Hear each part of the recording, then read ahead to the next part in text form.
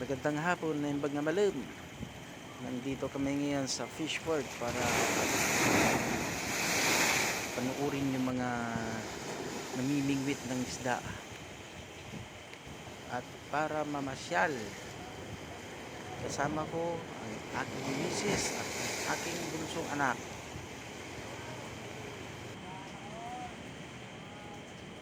Ayan. Marami na rin yung mga nangingisda dito, yung mga namimingwit. Mayroon marami atang nahuli yung isa, tinitignan nila yung laman ng styrofoam niya. Oo nga. Siyempre yung dalawa busy naman sa kapapanood nung hampas ng alon. Yung anak ko nasisiyan siyang nakikita yung alon ng mahampas at tumatalsik yung tubig. Dito lang ito sa may Fishport dito sa may Agoo. Yan, lakad-lakad muna tayo para ma-exercise tayo, hindi lang laging nakaupo. Tignan natin dun sa kabila kung ano naman ang mayroon doon. Yan pala yung mga bagong patayo na pahingaan siguro to, o kaya baka lalagyan ng mabibilhan ng mga pagkain.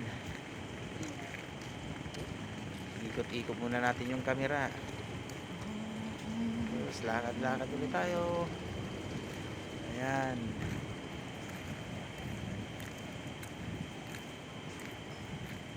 Tingnan natin yung bangka, baka mayroon siyang nahuling isda, pero natataranta yung mga sumalubong sa kanya, baka matabunan siya ng alon. Marami siguro itong nahuli kasi kapag ganitong malalaki ang alon, ang nakukuha nila dito ay yung mga crabs, mga seafoods ang karamihan na nakukuha nila pag ganito.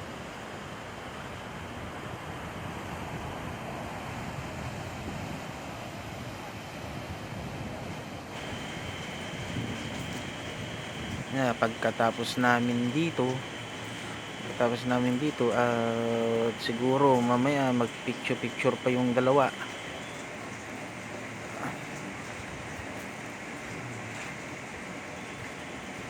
Ayan, ito yung ginawang pwedeng tambayan to, may hagdan yan, hagdan yan, pwede kang umupo dyan tapos panuorin yung mga bangka na magsisidatingan at saka yung alon.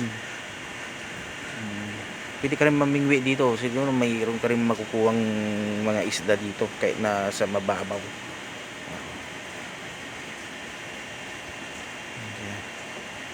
Yan yung mga pinatay yung shade na pwedeng mong tambayan.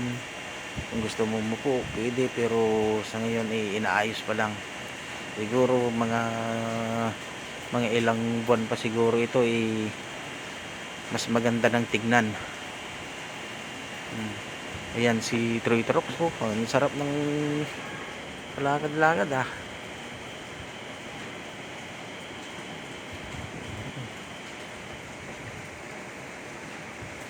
lakad-lakad lang para ma-exercise. Lang yun. At ito naman, nandito na tayo sa dalawa. Sarap ng tayuan nila, parang nanonood lang ng sine. Ayan, pinapanood nila yung hampas ng alon at saka yung mga namimingwit. Pinapanood nila kung mayroon ng mga huli yung mga namimingwit, pero baka sa susunod magdala na rin sila ng pamingwit, baka isa na sila dyan na mabibidyohan ko.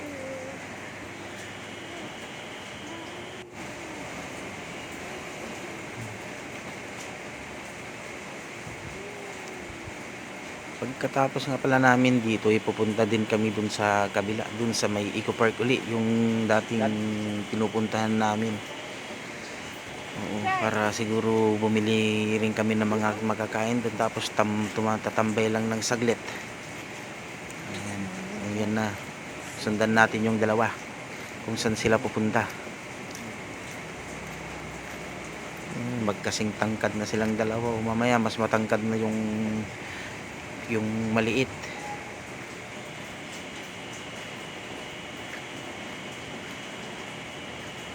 Picture kay mami.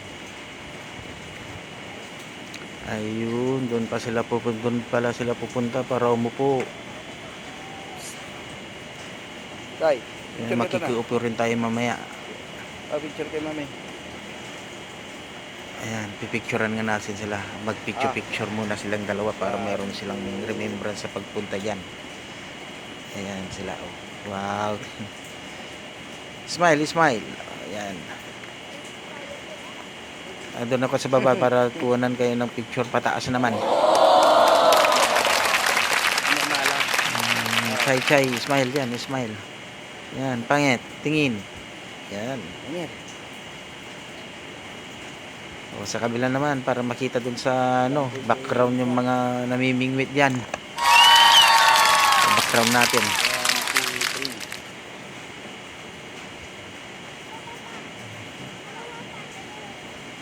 2, 3. Saan pa kaya ang magandang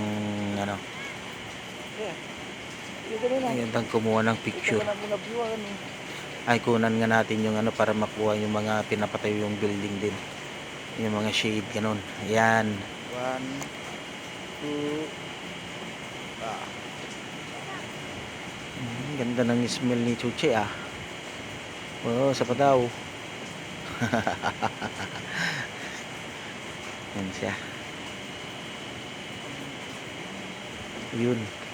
Ayun, nag-isang grupo na yung mga namimingwit doon. Sayang lang, hindi kami nakapagdala ng pamingwit. Siguro kapag dala kami, meron na rin kami yung may huli na kami ngayon.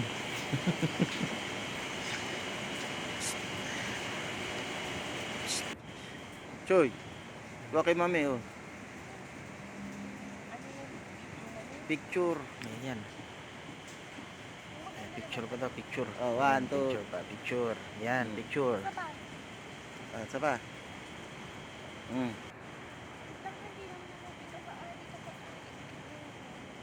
2. Magkamukha na silang dalawa.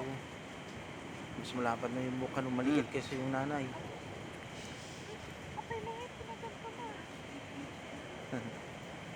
Yan nga. Lantay, di ka nantay dito yun, Tam. Mga tito.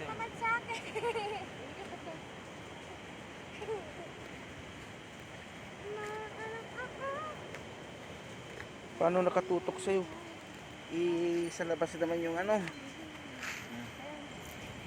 Kami Yan, naman at ay pupunta na kami kabila. dun sa Eco Park naman ang susunod na destination namin. Doon na rin kami kakain. May dala nga pala kaming mga merienda. Paano sa susunod na pagkikita ulit natin dyan. Alis muna kami.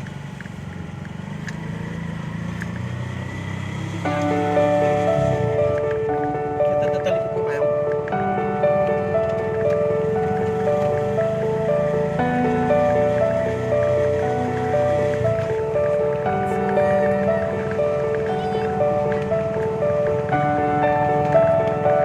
Yan ay bangir ka maano. Doon sa may Eco Park din.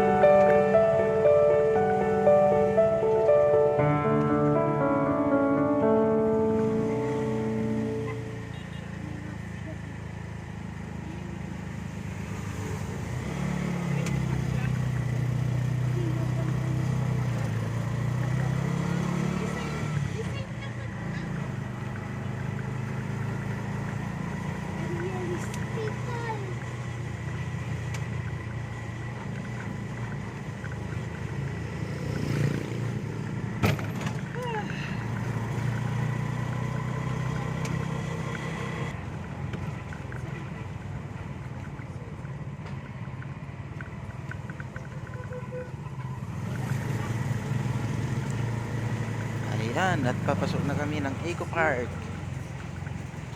Ayan, welcome Eco Park na tayo. Ayan, ito na yung bungad papunta ng Eco Park.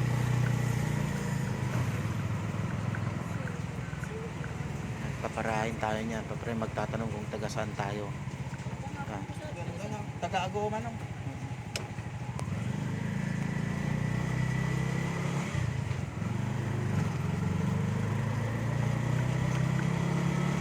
na yung mga iba nagsisiuwian na, pero marami pa sigurong naiwan dun sa dun sa dagat.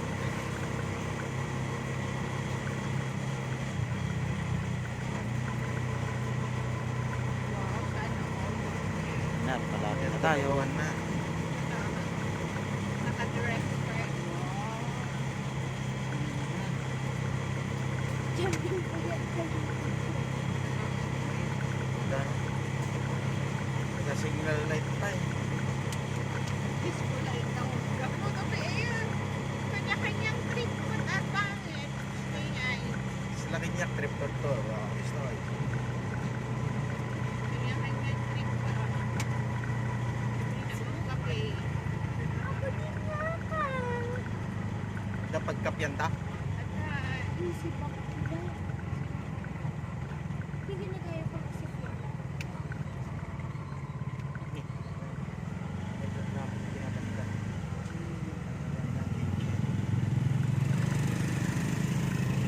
Pera nga. Siyempre, bago tayo pupunta dun sa spot, ibibili muna tayo ng pagkain natin para pagdating natin meron tayong makain na habang nagpapahinga, nakatambay. Ayan, punta tayo ngayon, bibili na tayo. Ano yung gusto ni Mami dyan? Tingnan mo nga.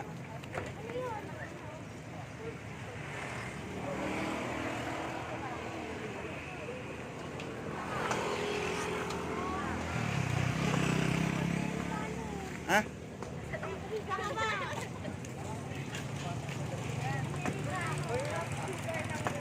Americano, half sugar. Half sugar. Ah, sige. Gusto malag kape. Eh, niya manungag pa ngayon.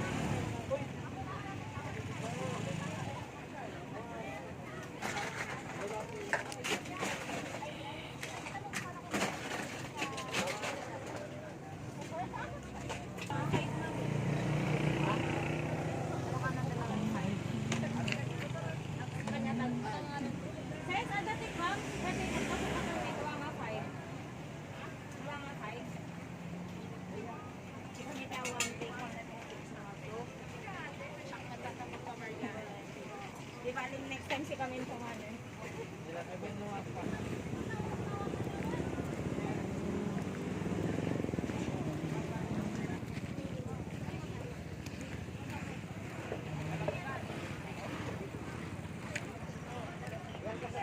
Lagi natin mo.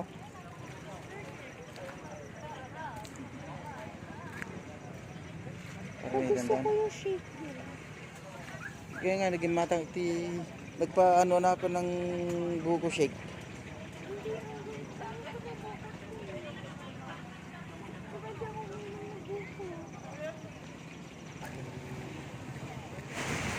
Sa mga gusto palang magbakasyon dito sa amin, pwede kayong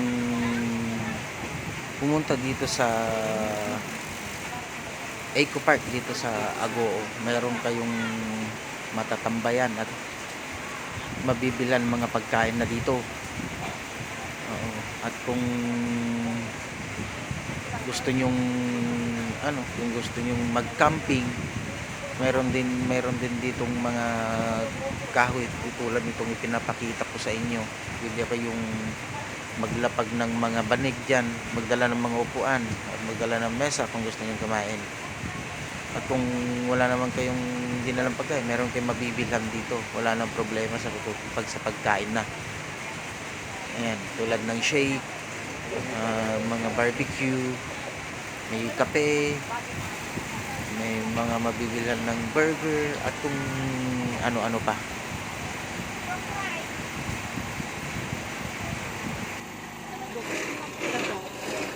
Wala At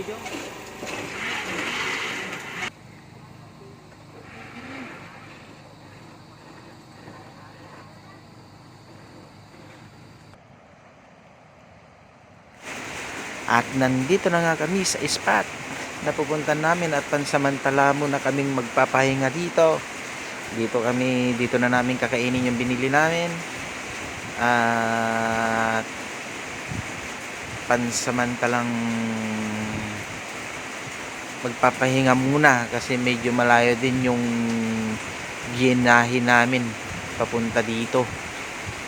Ayan, mga kaibigan, hanggang dito na lang muna at hanggang sa muli sa susunod na video. Maraming salamat.